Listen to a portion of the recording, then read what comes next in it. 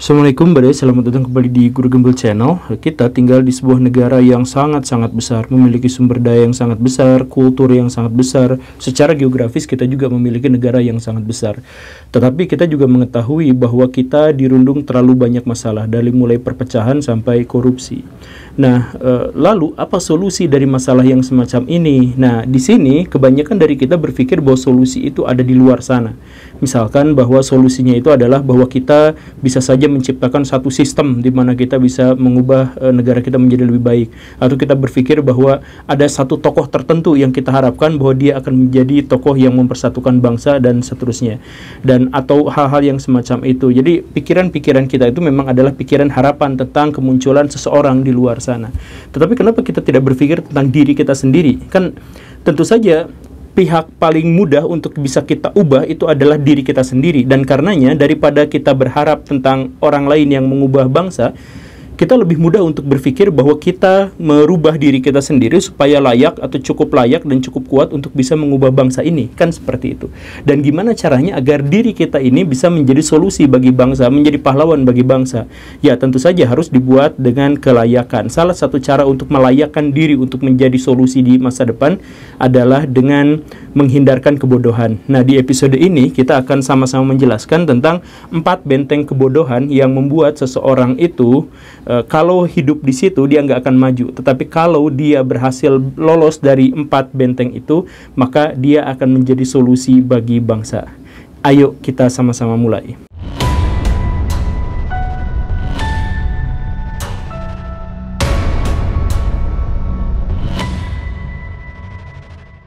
Kita mulai dari benteng kebodohan yang pertama. Apa itu?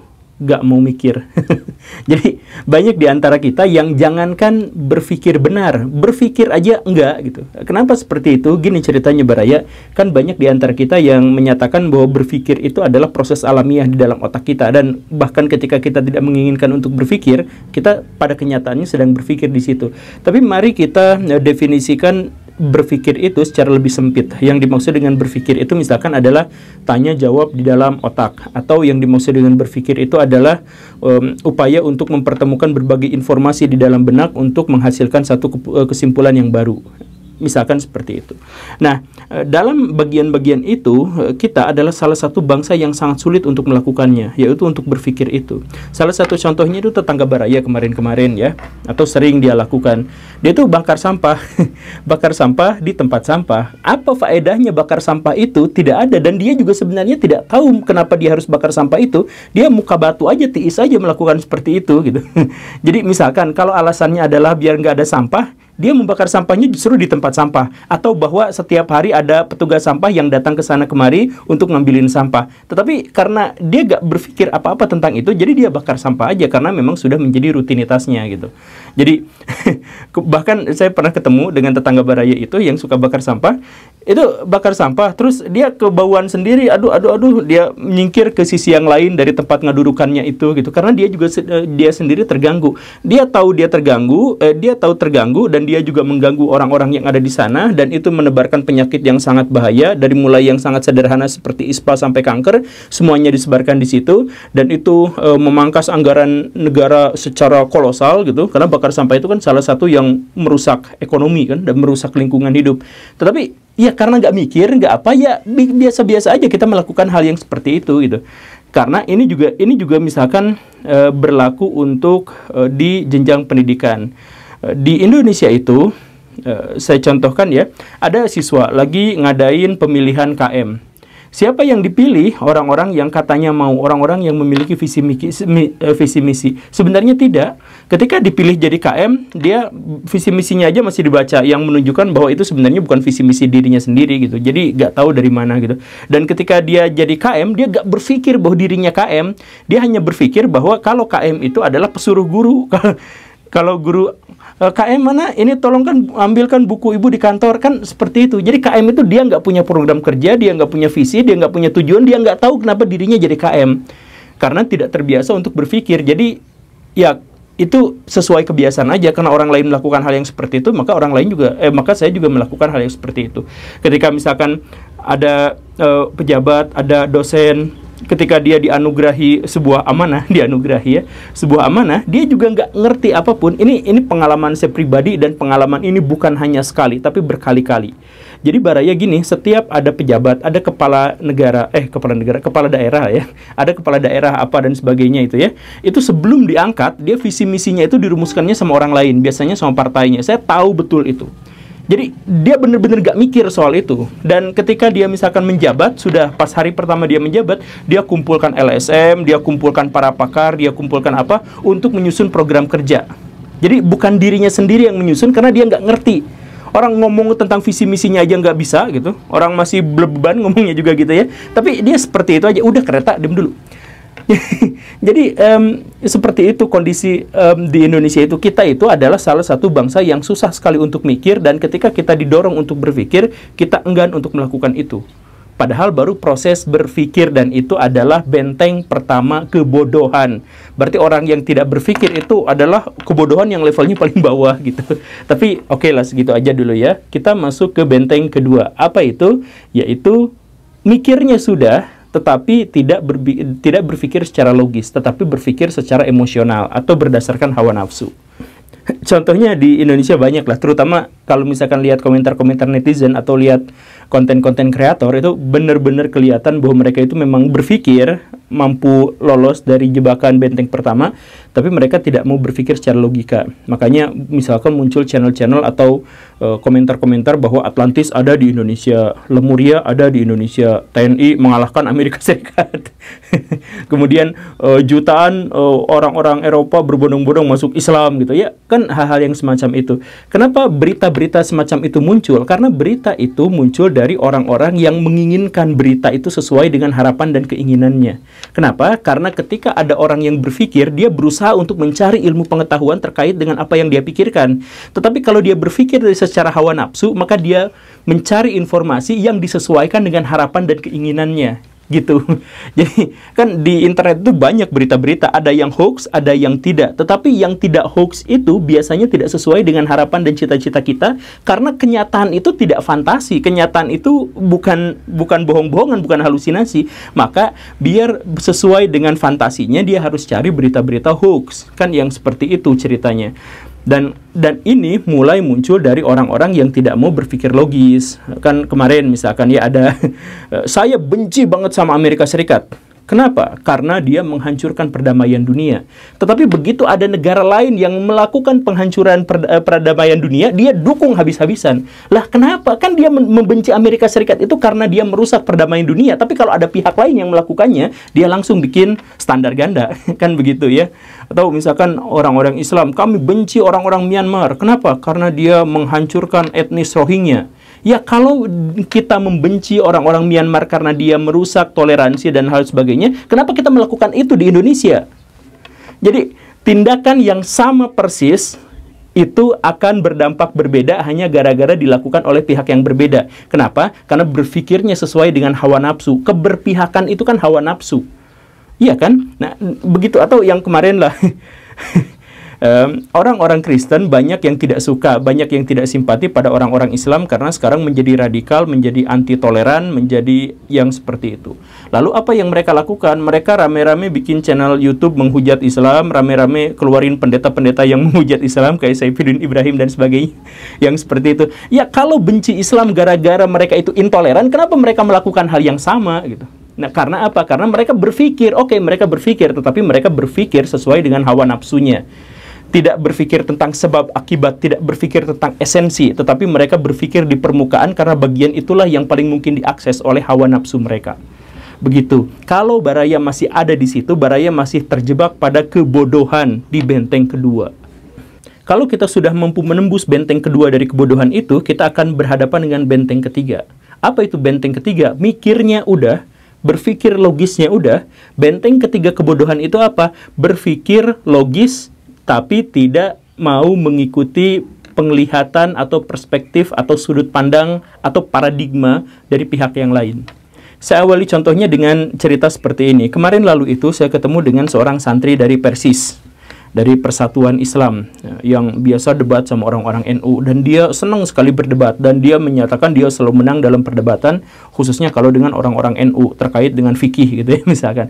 Nah, tapi suatu kali dia menemukan sebuah buku yang ditulis oleh orang NU yang berbicara tentang boleh tidaknya menyentuh lawan jenis sesudah wudhu, apakah itu membatalkan atau enggak. Sebenarnya itu kan remeh-temeh ya, tapi buat mereka itu adalah sesuatu yang membanggakan kalau mereka menang debat terkait itu.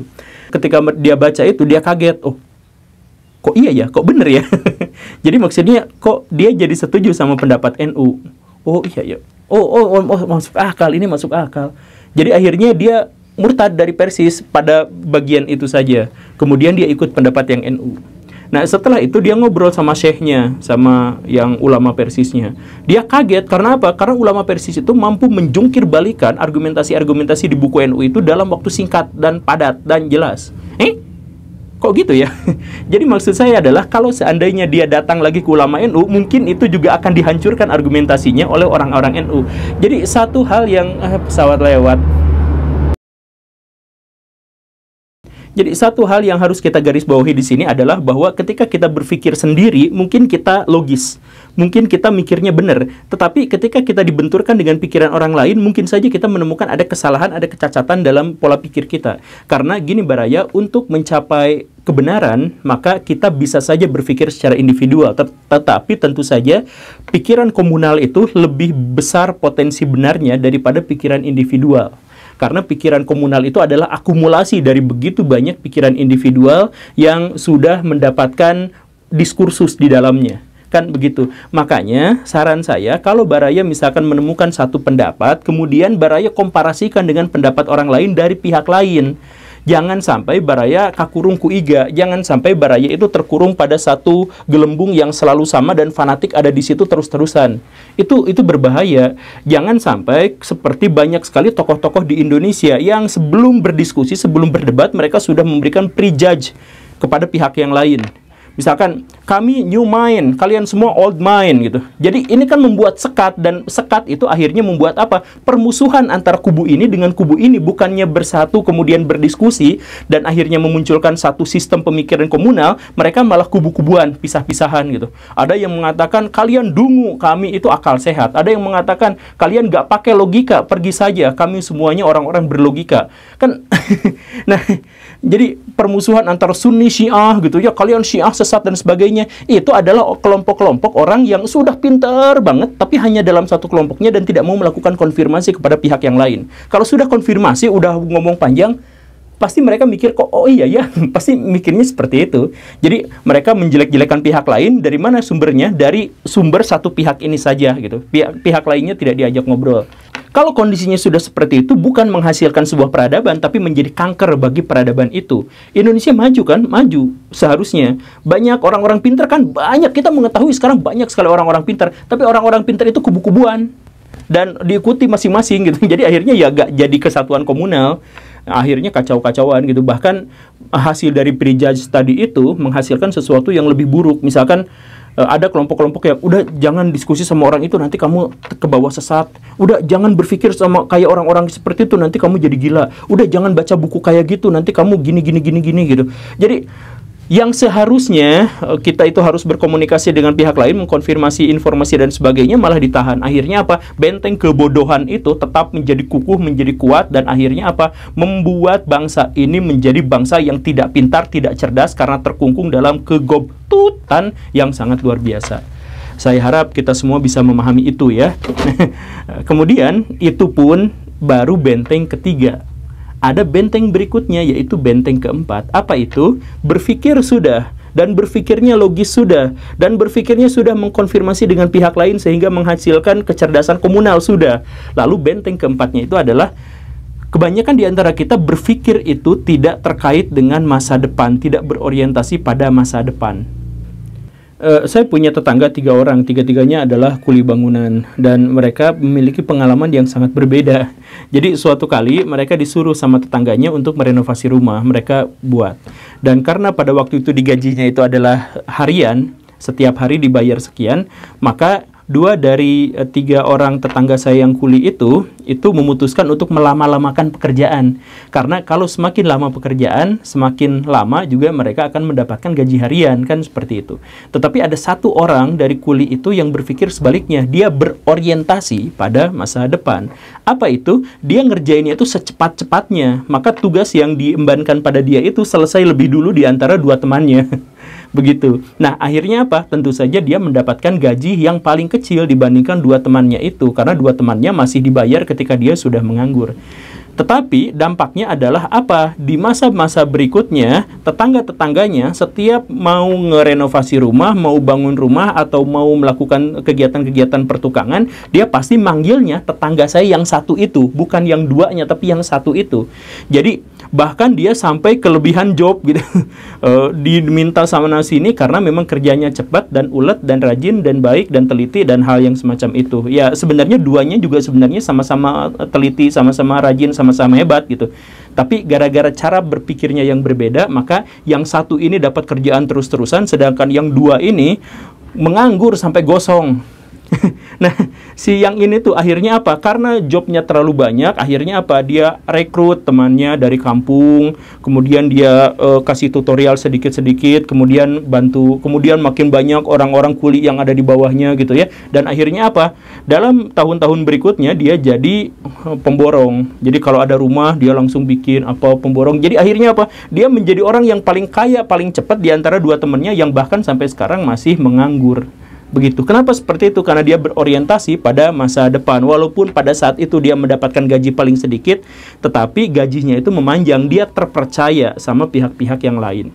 Kan begitu. Itu adalah salah satu cara berpikir tentang jangka panjang. Nah, ini adalah sesuatu yang sangat-sangat sulit dilakukan oleh bangsa ini. Jadi misalkan ketika para pejabat mengatakan ada pejabat yang mengatakan ayo kita songsong masa depan bla bla bla bla bla, banyak di antara rakyatnya yang tidak mau melakukan itu karena apa? Karena ya emang sekarang dikasih makan apa gitu. Jadi kita tuh kan sering sok miskin gitu. Padahal makan mah pasti ada, pulsa aja selalu ada gitu. Tapi kalau misalkan ada program yang seperti ini seperti itu, alah bacot solusinya aja panjang gini. Yang penting mah besok bisa makan atau enggak. Kan pikiran pikiran yang terlalu jangka saat ini gitu, yang seperti itu. Nah, karena kita itu adalah susah menjadi bangsa yang berorientasi pada masa depan, maka perdebatan-perdebatan kita juga terkait dengan masa lalu dan masa sekarang, bukan masa depan. Pawang hujan, perdebatannya adalah tentang masa lalu dan masa sekarang, tentang apakah itu tradisi atau bukan, itu kearifan lokal atau bukan, gitu. Yang seperti itu. Kurikulum pendidikan di Indonesia itu berorientasi pada masa lalu hampir sepenuhnya, gitu. Kan masa depan itu adalah tentang teknologi nano, tentang teknologi robot, artificial intelligence, dan hal yang semacam itu. Pendidikan kita mengarah ke arah sana? Enggak. Pendidikan kita itu mengarah ke Pangeran Diponegoro meninggal tahun berapa. Sungai subsekuen itu artinya apa gitu. Tulang sanggurdi itu adanya di mana? Kan seperti itu. Nah, kenapa? Karena yang bikin kurikulum kita juga berorientasi tentang masa lalu. Kenapa seperti itu? Karena mereka juga berasal dari orang-orang masa lalu. Kan gini Baraya.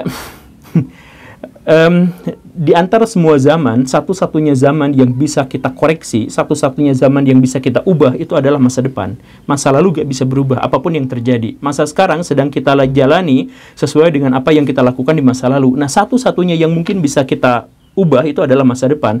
Apakah Indonesia di masa depan bisa maju atau tidak? Bisa, kalau sekarang kita berorientasi tentang masa depan dan kita berpikir bagaimana caranya untuk mengatasi masalah-masalah di masa depan.